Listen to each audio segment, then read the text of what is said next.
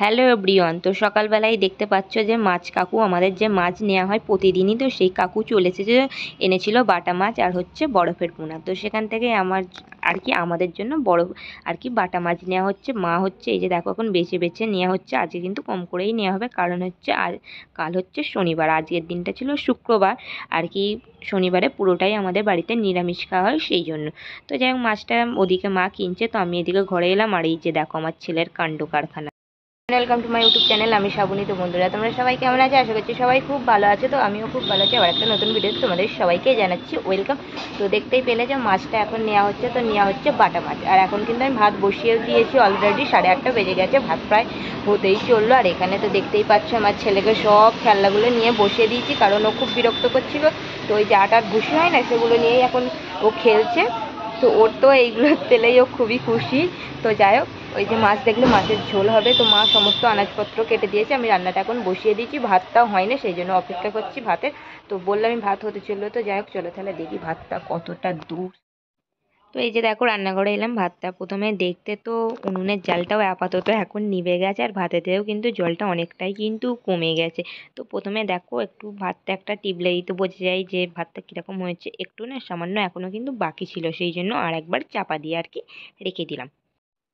তারপরে উনুনের জালটা আর একটুখানি দিয়ে দেবো, তো তারপরেই ফুটে গেলে জাস্ট নামিয়ে নেবো। আর এই যে দেখো একদিকে সব কিছু আনাজপত্র মশলা সব জোগাড় করা হয়ে গেছে। আর আজকে হচ্ছে বাটা মাছের এদিকে ঝোল হবে, আর তার সঙ্গে হবে কাঁচা টমেটো আলু দিয়ে ঝাল। আমাদের বাড়িতে কিন্তু মাছটা মাই সব সময় কাটে মাছ ওর কাকুর থেকে নিয়ে তারপরে মা নিজের হাতেই কেটে নেয়। এই যে দেখো এখন মাছগুলো কেটে নিচ্ছে। তো ওদিকে ভাত হয়ে যাওয়ার পরে এই যে দেখো এখন হচ্ছে প্রথমে মাছগুলো আমি ভেজে নিচ্ছি।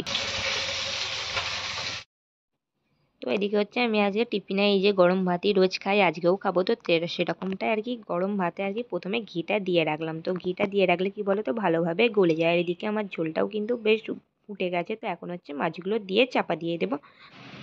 এদিকে ততক্ষণ আমার মাছের ঝোলটা হোক, আর ওদিকে ওই যে টিফিনটা খেয়ে নিই সিদ্ধ ভাত। তো তার সঙ্গে একটু আলু সিদ্ধ দিয়ে দেবো। আর আমার না গরম গরম ভাতে ঘি আর আলু সিদ্ধ খেতে না খুবই ভালো লাগে। আর ইদানিং আমি কিন্তু টিফিন এই ভাতই খাই বেশিরভাগটা। তারপরে সমস্ত রকম কাজকর্ম সেরে এই যে দেখো আমার ছেলের এই যে মাথায় বাঁধা রুমালটা আর তার সঙ্গে একটা ফুলাতা গেঞ্জি ছিল, সেটা ভীষণভাবে ও নোংরা করে ফেলেছে। ওই যে দেখলে না, ওই যে সকালবেলা ওই যে খেলা করছিল, তো সেটার জন্য না এতটাই নোংরা হয়ে গেছে, সেই জন্য খুলে এখনই কি করেছি না ভালোভাবে একটু রগড়ে নিচ্ছি, মানে সার্ফের জল দিয়ে ধুয়ে নিচ্ছি। তো এখন হচ্ছে ভালো, যেহেতু রোদ আছে না, বেলা অবধি শুকিয়ে যাবে, সেই জন্য আর কি।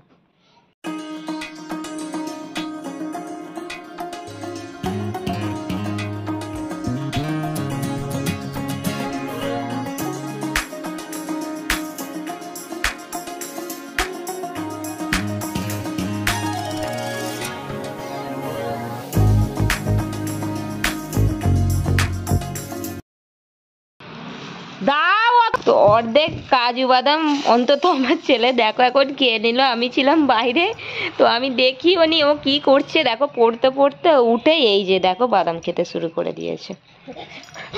ও কিন্তু বাদাম খেতে খুবই ভালো, আর খেতে নেই বেশি, আবার খাই না কি ভালোবাসো তো জানি। তো এতক্ষণ ধরে 11:30-র কাছাকাছি বেজে গেছে। এখন হচ্ছে ছেলেকে পড়িয়ে নিয়ে একটা ভিডিও এডিট করলাম। তো সেটা করার পর একটুখানি বসে শুয়ে ফোন ঘেঁটে সময় কাটানোর পর হচ্ছে এখন ছাদে আসলাম। তো এসে জামা কাপড়গুলোকে নিয়ে যাব বলে। তো আমার জামা কাপড় তোলা হয়ে গেছে, আমার ছেলে এখন ও যাবে না নিচে, ও রাজি না। তো বলছে তুমি চলে যাও। এই যে দেখো ঘুরছে ওকে, এই জন্যই না আমি ছাদে নিয়ে আসি না, জানো তো। এলেই এতই বিরক্ত করবে না, ছোটাছুটি করবে, দৌড়াদৌড়ি করবে। আর ও যেহেতু হোঁচট খায় না, খুব ভয় পায়, জানো। সত্যি বলতে কি বলতো, আমারও না ছাদের ধারে যেটা একদমই ভয় পায়। আর আমার ছেলেকে নিয়ে গেলাম না, ও গিয়ে একেবারেই ধারে যাবে, আমার ওই জন্য ওকে নিয়ে যেতেও একদমই ভালো খুবই হয়। কিন্তু আমি যখন যাচ্ছি দেখলাম না, একেবারেই পেছন পেছন দৌড়ে দৌড়ে চলে গেছে। তো চলো নিচে চলো, এবার চান করবে তো।